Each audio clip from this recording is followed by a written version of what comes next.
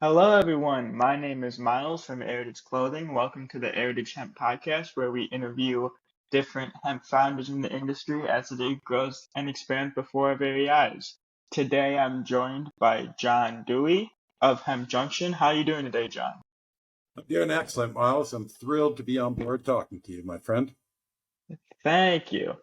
Well, introduce yourself. How did you get into hemp? What inspired you to be in the hemp industry? And what inspired you to take the leap of becoming your own hemp businessman?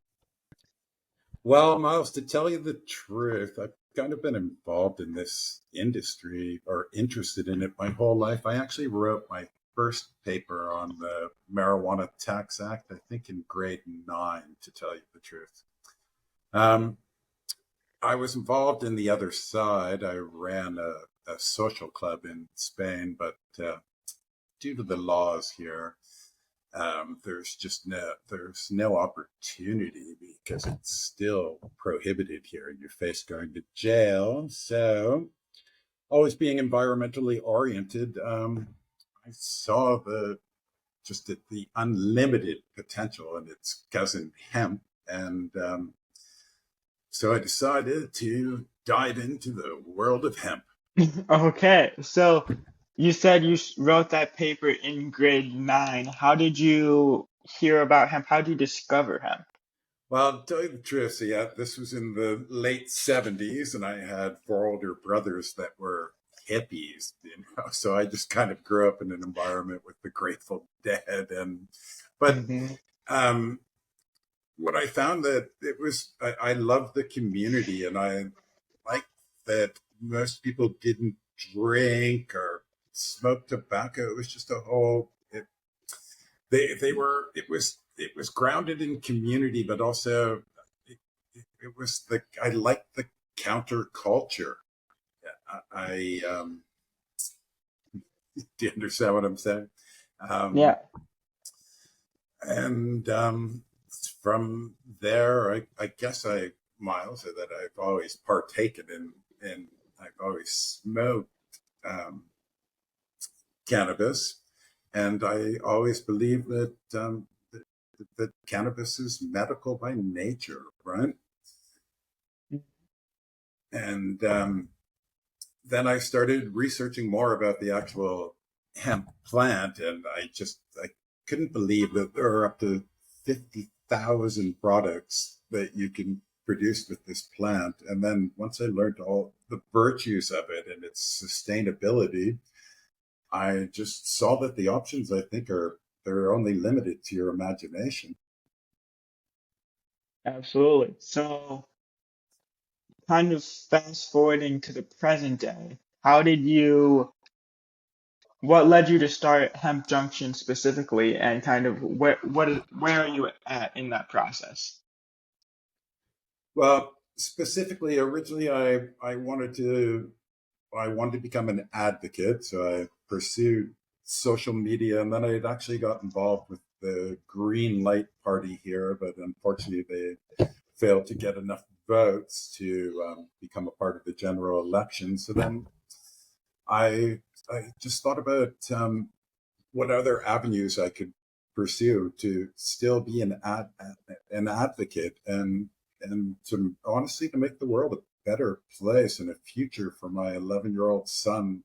Like if you look at the UN Secretary General said that we've moved from a climate crisis to the fact that the Earth is boiling. So I wanted to get involved in something that I was truly passionate about, which is hemp. And then I wanted to basically morph into Hemp Man and become a brand ambassador for hemp, where I truly incorporated in my life from like head to toe and lead by example, and then highlight all the brilliant products that are available. I mean, it's how you and I met. I was researching and I came across your hoodie and I loved your story. And I am going to wear that hoodie no, throughout the summer. That's going to be, or I mean, throughout the fall and winter. And it's going to be I want to like test each product and show how that you can work it into your everyday life and affect change simply by what you wear, by basically every just becoming sustainable, like on a daily basis, like retraining the way we think. And I couldn't think there is no better plant or product or a plant that you could drive so many products from that are like that's eco-friendly, like carbon neutral. So I just could not think of an industry that I that I could flourish in more. And I thought that like setting up a like HempJunction, starting with a blog where where it's an interactive forum that and where everyone can get involved. That you have to retrain people to forget about the bias that was attached to hemp. I mean, really, Obama reintroduced it in 2014. Then we had the Farm Bill of 2018, and now we're waiting, Miles, for September, and hopefully there's some big changes to the Farm Bill in 2023. So that I just I couldn't think of a like a plant or an industry now that is so vital and again has so many opportunities. Yeah, absolutely. So is Hemp Junction mainly going to be a blog, or is it going to be a multimedia sort of approach, or It's is it going gonna to be a marketplace? I want to use social media platforms and my blog to educate and to get people involved. I want to grow it from there, but again, I think there is enough existing brilliant products out there that I want to bring them into people's living rooms. I want to get them to think about it, and I want to do it. I want to lead by example. So um, I think it's my main goal is advocacy and exposing the prohibitionist paradigm and the negative effect it has had on society and on the environment. So to start with, yes, I want to use it as a forum to educate and really get people on board with hemp. I mean, how can you not there? It's pretty impossible to deny climate change at this point and not to consider it a full-blown climate crisis. And again, so I Yeah. wanted to start as a forum and advocate, but I wanted to be primarily my main interest is in the fashion industry, though, and I think that's where we can affect the the greatest amount of change and still like hemp anywhere from like casual bohemian style to like suit and ties. It just has so much to offer, but I just feel that only a fraction of the population is aware of the virtues and the versatility and functionality that this plant offers. You previously mentioned that you will be going to different events around Europe. Which type of events will you be going to? How will you be spreading the hemp word, if you will? Well, I want to choose different venues. So just I started on Twitter, for example, in April. I have about 1,500 followers that I interact with throughout Europe. So I want to go to, like, as I establish relationships with different brands, I want to live by example and immerse myself and actually go and film while I'm there. Like I worked in film for about 15 years, so I pretty much understand how to, you know, put it Hmm. together in an interesting narrative.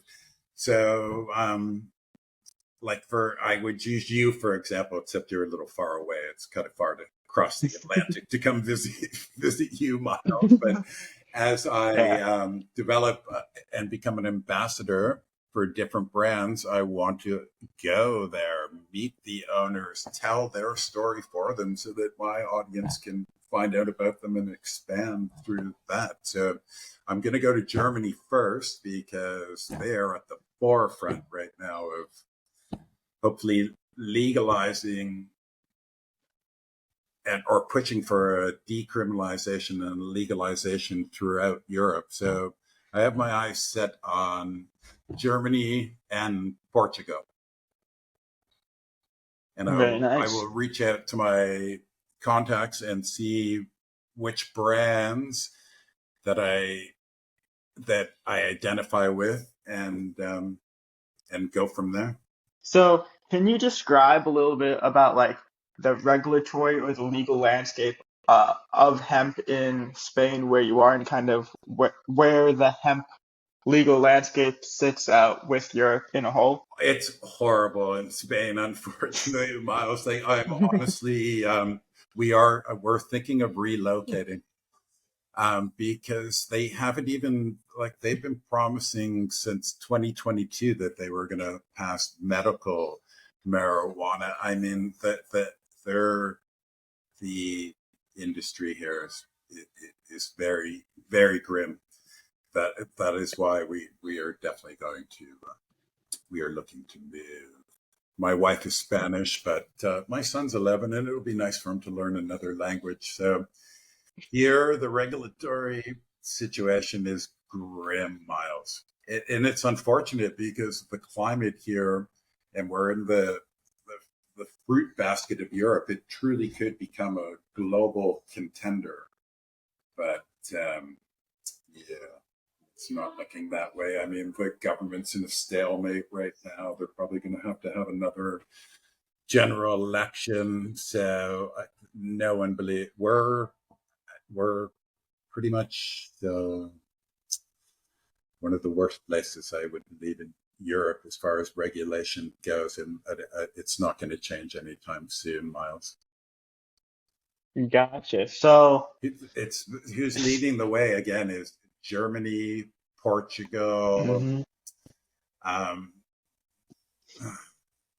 well, pretty much anywhere but here, unfortunately. And it's funny because I'm Canadian, Miles. So I yeah. mean, but I mean, I left Canada in 2006, so unfortunately, I wasn't there in 2018. And like, I feel that Canada is leading the way.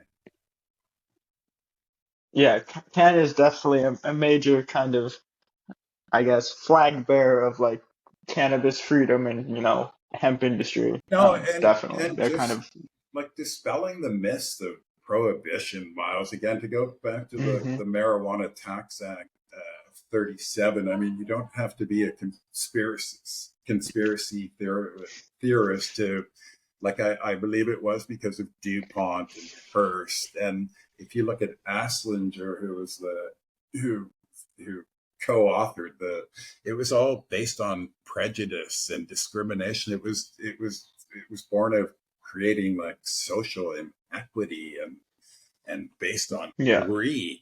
I mean, where would we be, Miles, if they wouldn't have outlawed hemp? I mean, until I mean, it's a frustrating subject, but um,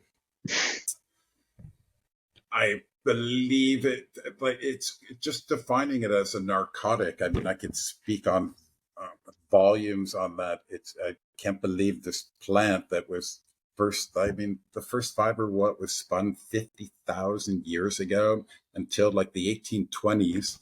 I mean, 80% of all textiles were made from hemp, and even with the advent of the cotton gin, they the market could have happily lived beside cotton, and we'd have a much more environmentally friendly world today. I mean, Yeah. I blame like prohibition is a big part of I think of why we have this climate crisis, and I honestly do believe that hemp can help reverse climate change. I mean, what other plant can do that, Miles? I mean, hemp is definitely a forerunner in kind of helping climate mitigation.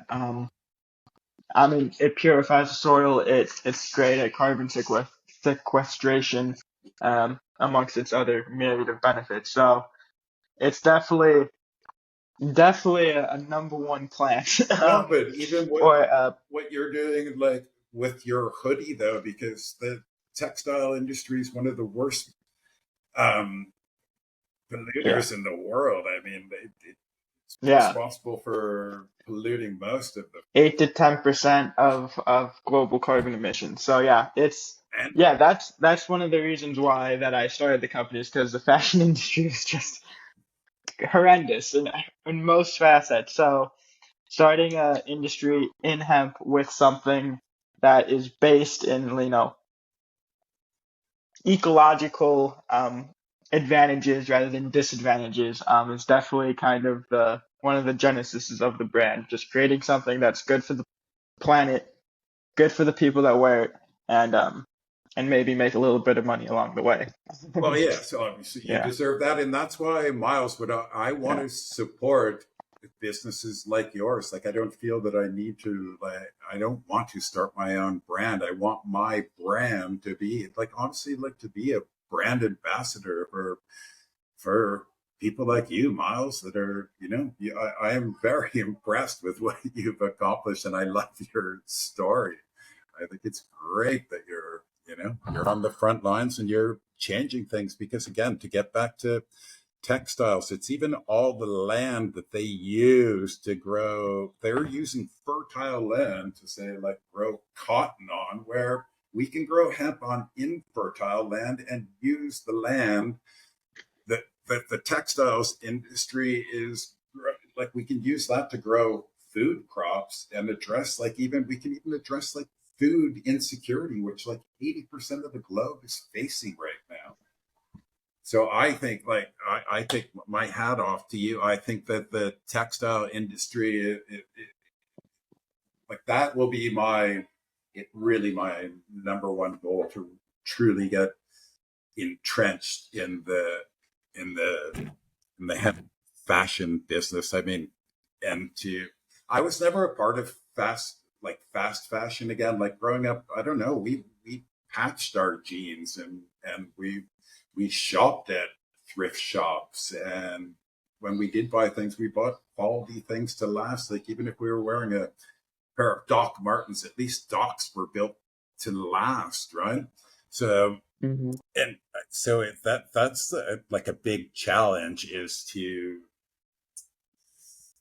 like, they're saying, like your average article of clothing people buy and they only wear them like 14 times, Miles, and then they chuck them into landfill. And it's pretty frightening that some of the synthetics, Miles, they are indefinitely, they're not going anywhere. Well, they're going into our water system, into our soil, but they're not leaving they're not leaving the landfill, which is pretty no, frightening. And no. how else, like, how do we solve that problem with gentlemen like yourself producing the products, and guys like me being a loud voice? Like, I look forward to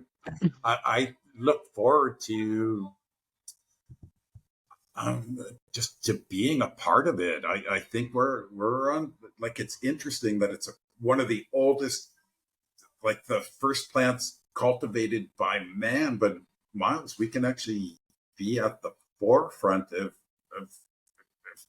changing the world. And I'm not even being dramatic. I honestly, I believe that. And I can't think of a better way to do it. And I also, like, I love fashion too. So I have to say, I love clothing. I mean, I I spent my time in film in the art department, hanging out with stylists and stuff, and I just I love fashion, and yes, and to make a living doing it, Miles, it's a dream. It's a dream come true, really. Absolutely, absolutely. Well, I mean, without, advocates like yourself, business people have to work with advocates in order to make actual change. It's a two-way approach. It's not just business pumps money into something and then change the world. It's definitely a team effort, especially in the hemp industry. The the the competition is obviously competitive because that's the nature of business, but it's definitely more inclusive in the hemp industry. We're all kind of rooting for each other and kind of supporting each other because we're all moving toward the same goal essentially, which is hemp being everywhere, hemp being more accepted, hemp being used for all these different benefits across the world. So it's kind of an interesting dichotomy that we're faced with. We're in this competitive landscape, but we're also There, rooting for each yeah, other. because So it's very we have, we encouraging. have a sense of community, right? Yeah, A strong sense of community, and I think that we all feel like we're righting a wrong. Again, to like get back to prohibition, but it's insane that it's been in place since the 30s, but it it and that we've been lied to this whole time. And again, I'm not talking about smoking pot. That is just like one part of a of a larger fraud played upon a global society where they they they manipulated society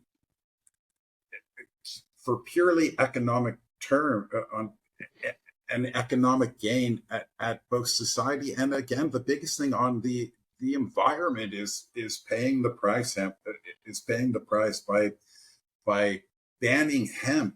I, I I truly I think we would, if it wasn't banned, we would be living in a much greener, sustainable society. Don't you believe? Like, it's just, I researched that, like, I'm so immersed in hemp. This I spend like 7 days a week, and but I try and take a positive, have a positive take from it, because you can get pretty depressed if like you start looking yeah, into like everything. Even if you look at like Henry Ford's car that he designed in like 41, he had a car built of hemp that ran on hemp. Like, how crazy is that? Where would the yeah, automobile industry be?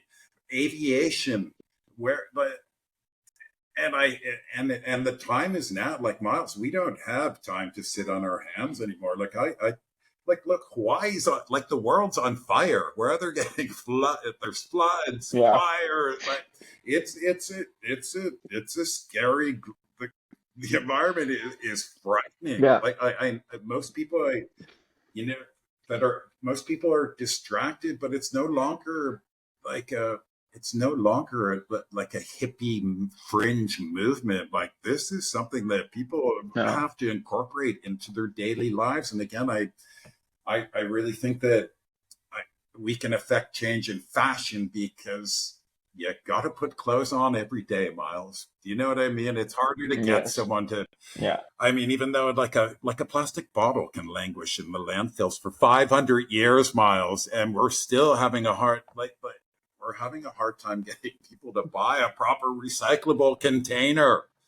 But I think yeah, we can start. I think clothing is a it's a good start, because again we um, it's almost appealing to your common sense. I mean, why would you not want to buy a product that can last like 4 times longer? Again, if you can get over that whole fast fashion idea, I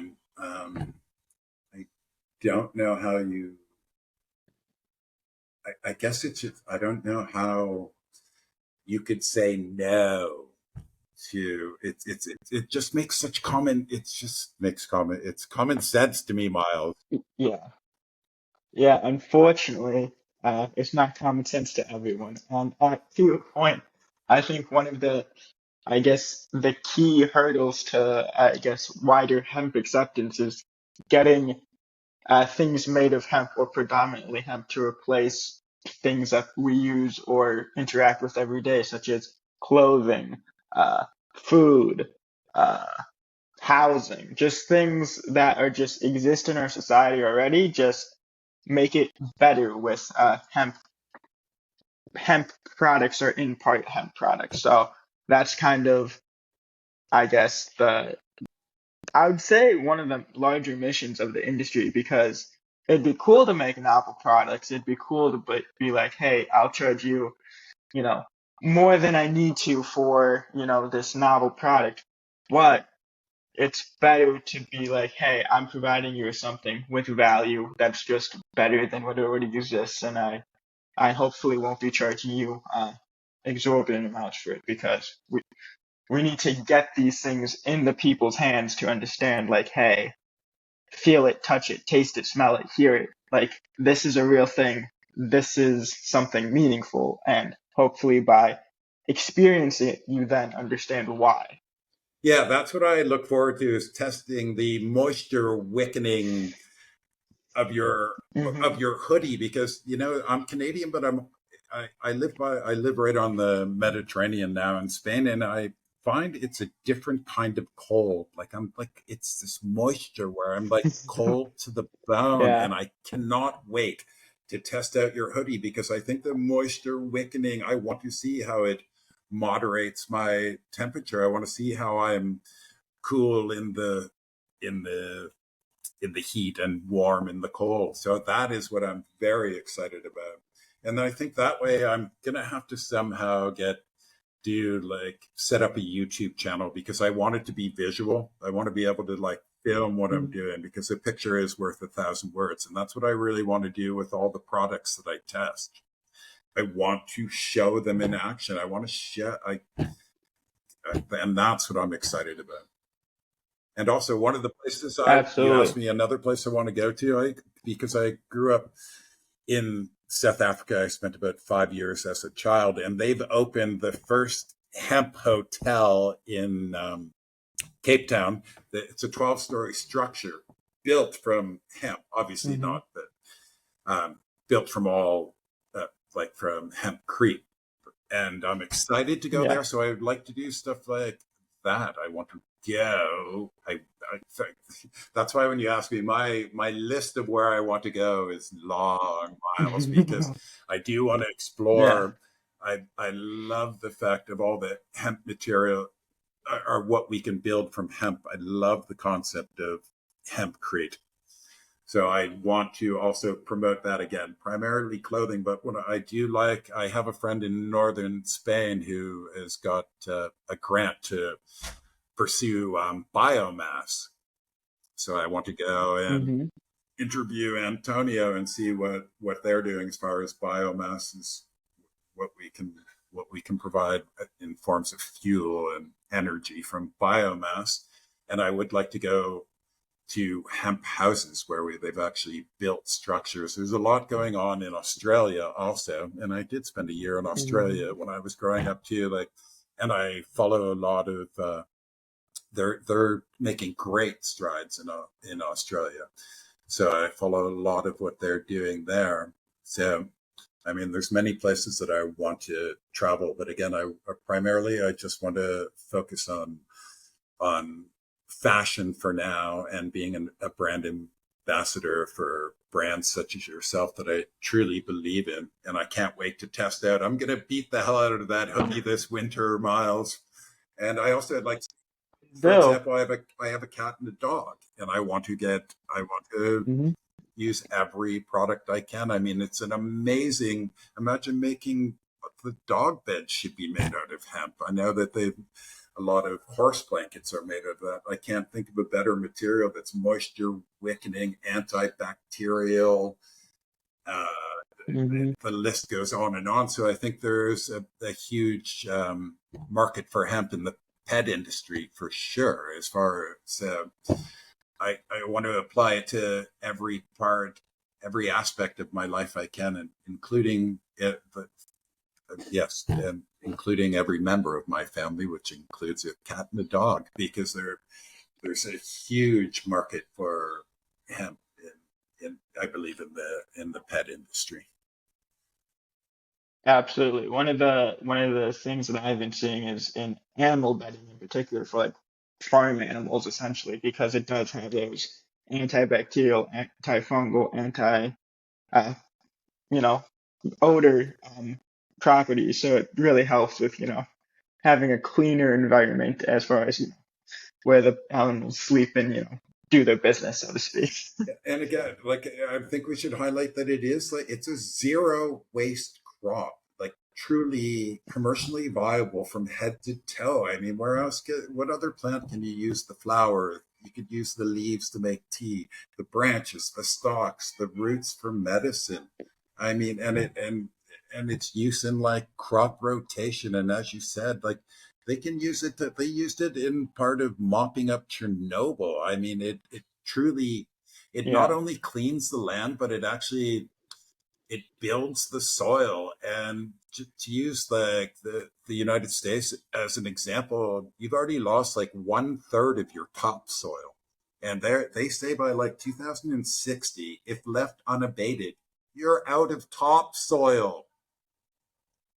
All of America, like that is a pretty frightening concept. No topsoil. And so Yeah.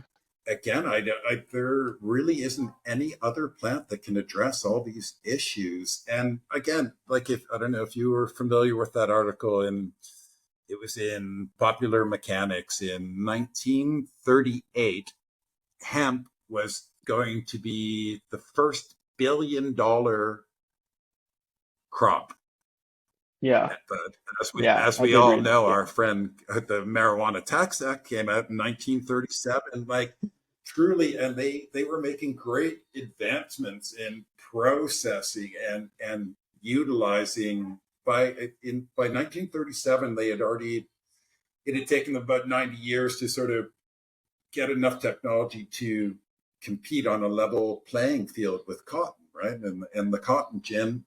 And again, we were kneecapped in 1937. So I think it's also, as we spread the word, obviously there has to be a pretty serious investment in the overall technology. But if you look at like the subsidies that they put into fossil fuels, oh, it would make you cry.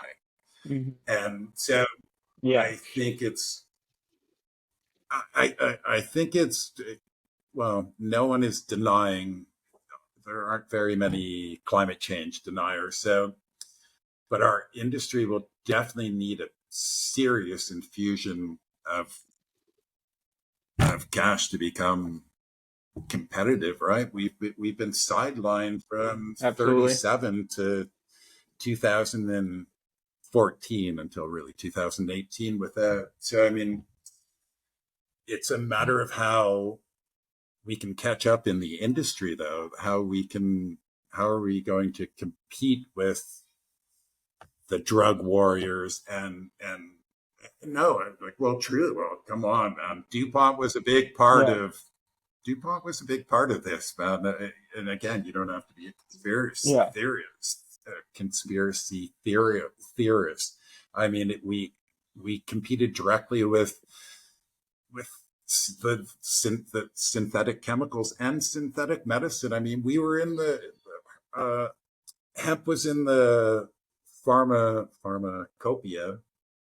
I believe I'm saying correctly, from 1850 until 1937. It was recognized for its medicinal value, and Yeah. so I mean, we have, and I think that's all about. I think we needed. I believe in citizen-initiated movements and ballot measures, and I think what I found on, there's so many people that are upset again about prohibition and being able to smoke, but what they don't realize is the importance of hemp, and I think that's our job to spread the word and how important it is that we invest in hemp, that we change people's mindsets and we change the regulations. And that I'm really looking forward to the Farm Bill 2023 one coming Hmm. out in September.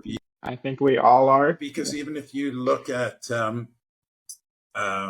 here we have like the UN is very supportive here. Again, I'm not very fond of the UN as far as their single convention of 61 goes, but they do realize the importance of hemp as a vehicle, a sustainable vehicle for change, and especially in like third world countries and supplying like a circular economy and valuable supply chains throughout that economy. And again, hemp is a forerunner in all of this. Again, there is not another plant that can compete with hemp. I mean, we could go on forever talking about just the plant in Yeah. particular. Its attributes and its versatility are and its functionality are second to none, Miles. And and this planet needs help. We need help, Miles. It is boiling out there. Like, it's Hawaii's on fire, dude. And look what's going on in Canada. You're Like, right. Yeah.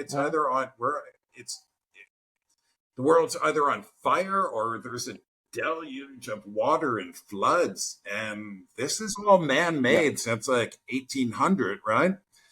And again, I hate to bring 1800, 1820 cotton. I blame. I do think a large part of it is hemp being put to the sidelines, and I truly do believe it's an effective vehicle of change. The opportunities are boundless, but I think it's up to people like you and I. I don't rely. I don't think we can Yeah. rely on government institutions and legislation. It's not going to change on its own. And I do view the corporation as big brother. And I do not believe they have our vested interests at heart, Miles. And I think it is a community of I people mean, like us. And I do believe there is a sense of yeah. community throughout the hemp industry. And, and Yeah. on a Definitely. global scale, yes, I absolutely believe we can affect change and make the world both like a more equitable place. I think is more because I think the hemp market will be like, from a regenerative farming perspective, we can affect the livelihoods of farmers all the way up to people like you and I, and throughout the entire industry that I think it will promote social equity. I think we can all have a fighting chance to make a decent living and affect change. That's pretty heavy that we can change things on a societal level, and that's kind of my mission. Absolutely. Well, if we can all be as passionate as you are about this cause, I think we'll all be better off because really people like you who are really being the flag bearer of the hemp industry and really going around to people, talking to people and showing them that this is real, this exists, this is a good alternative, this is a better alternative than things that we currently use in our everyday lives. So I can't commend you enough. And I think one thing that is very important to note is that people will say, "Oh, I'm not going to get involved with hemp because the thing that I come across online is too expensive." Well, without the unfortunate kind of catch-22 is without people who are buying it, that keeps supply chains, their prices are higher because there's not as much investment in the industry. So as we as we put more money into the hemp industry and as these supply chains develop, the hope is obviously that all the prices across the supply chain will come down so that we could have cheaper products for the consumer because at this point, people obviously in most capitalistic societies first look at the Yeah, price instead of the value of the product. And we're trying to flip that and be like, it provides enough value to want to shell out a couple extra dollars and hopefully in the future not have to shell out the extra couple dollars. It's the same thing as like buying, a 12 pack of t-shirts on Amazon for, $5 for like a cotton t-shirt. So that's hopefully the where the industry is headed down the line without, bleeding into I know, but overconsumption. and I think that it's again climate crisis. The Earth is boiling. I mean, our oceans are full of plastic. They're finding Yeah, microplastics in our bloodstream, Miles. I mean, the landfills are full. Like landscape, or I mean, even like recycling is kind of just greenwashing. Where are all those plastic bottles that you're diligently putting in your blue box going? They're being sent to like a third world country on a barge and being buried, Miles. I think that we really just have to, like, for me, again, it's all about sustainability and the climate crisis. I am worried about my 11-year-old son, Miles. I'm worried about where we're headed. And again, I think yeah, it's crazy. I mean, people will, they get caught up on, like, look at what people will spend on a collection of Nikes. like I look at, I just, people don't have a problem dropping large on fashion if just for, for an image where it's like, we, so that's where I see the added value that we have. I just wanted to make it a common sense revolution. It's an investment. People have to look at it as your clothing is an investment. Again, it's like fast fashion has to segue into slow fashion. We have no choice, and I think that's our collective responsibility. Is we have to get people to listen, and that's why I wanted. I think that I want to be a brand ambassador and walk the walk and talk the talk. And I want to be like that plant. I want to be hemp man from head to toe. I'm serious. I think it's exciting. Yeah. I want to live it every single day and document it every day. And Yeah. I just can't think of a better way to spread the word than live it. And Absolutely. and if they want to do it, then we'll have to break it down into economic terms. If they want it, like we can prove that it'll last 4 times longer. So then it's not just economics; it's getting the people to change how they wear their clothes. That it's Yeah. not just an accessory to be, like where it can't be that mindset. Say like I will use a woman as an example that would buy an expensive gown and never be able to wear it again because she can't be seen in it. We have to change it at a very fundamental Mm. level. That yeah, I can't. Yeah, we can't. It can't be fast fashion. It's like you want to buy a nice piece that will last you. And so it's economics and fundamentally changing the way you see your wardrobe. And it's a matter of necessity. Again, all you have to do is watch the news. It is like frightening watching the news. No, just as far as the climate's concerned, it, it Yeah. Oh yeah. like truly frightening. So I think that's what we need to drive home like every day is that don't you want to feel good about your fashion choices? Like imagine if you could feel good every day about just throwing on your t-shirt, your jeans, or regardless of it can be a suit and Yeah. tie, it can be a dress, whatever, and feeling good about that. And I mean, it's not like we're saying you can only buy hemp products. Like for me, I just want to be hemp man, but I will also promote, I believe that you can wear recycled cotton or there are other alternatives other than hemp. I love hemp. So I'm going Hmm. to stick to that, but I would never denounce anything else. Yeah. Like I did buy a pair of recycled cotton shoes, which are, it's all, but we have to drive home that it has to be in your mind every day. You have to have intent. It's changing your actual mindset. It's how you look at your clothes, that they are an investment, that they are meant to last, that Absolutely. we were hoodwinked into this disposable society. Even when plastics came out in the 50s, it was going to change your life.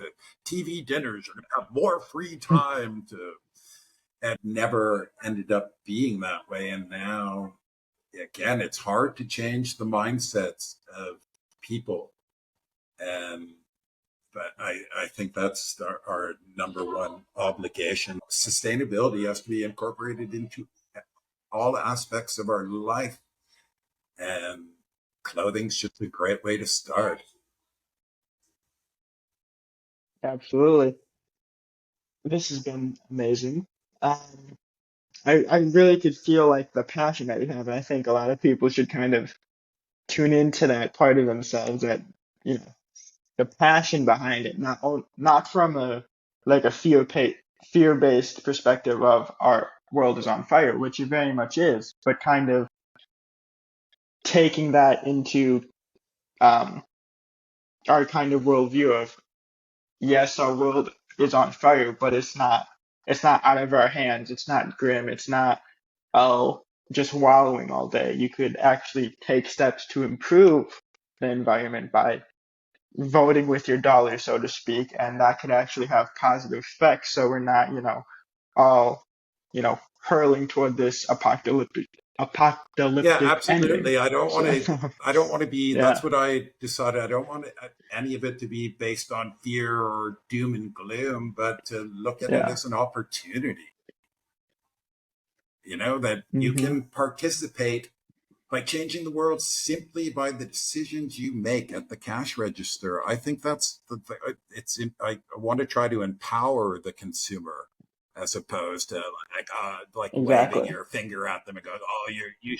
I Yeah, don't want you to feel guilty about your choice to buy a polyester blend. It's not that you're being a bad person. I just think that you have been misinformed. We all have been hoodwinked. And it's just a matter of hmm re-educating and making it exciting and making it fun. And it's something, it can be conversational. I can't wait. Every single person that sits beside me while I'm wearing that hoodie is going to hear an interesting story. It's like a starting point. It's yeah, like just go out and buy a pair of hemp blended jeans or whatever, and just start talking about it to people. It all starts with yeah, a friendly conversation, I think. absolutely. So, are there any plugs you want to shout out to the people, anywhere people can follow this journey currently, or when is it Just at launching? the Give the at people an the end of idea. the month. So by the beginning of September, we'll have it launched, Miles. Until then, I'm just researching and reaching out, trying to make the world a better place.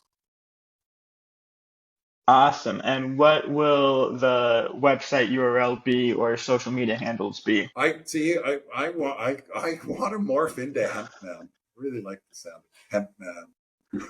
It's hilarious. So yeah, I think that's what I want to start from day one of slowly just transitioning into hemp man, and then plan a couple of trips. And eventually I'm going to make my way down to you, Miles. But again, crossing the Atlantic, you're very far away. You're far away in Yeah. Chicago. Yeah. That's a little bit of a journey, but you fight the good fight on that half of the world. I'll do my part here, and then we'll Yes, we'll meet up maybe eventually. we'll meet up somewhere in between, Miles.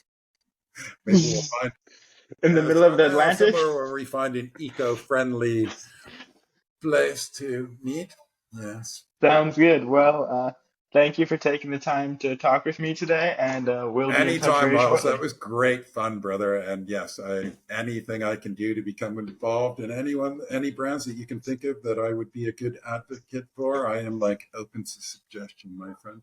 I look forward to talking to you more, Miles. That was like great fun, man. And I feel like we only just scratched the surface, my friend. Oh yeah, absolutely. Hopefully more to come in the future, and maybe Yeah, hopefully in right on. person. I'm Yeah. thrilled, Miles. Thank you for giving me your time and having given me an opportunity to talk about this, because it's I know it's important to No, both of us, and it should be important to everyone. absolutely. Well, have a great rest of your All day, and right. we'll talk Thanks, soon. Miles.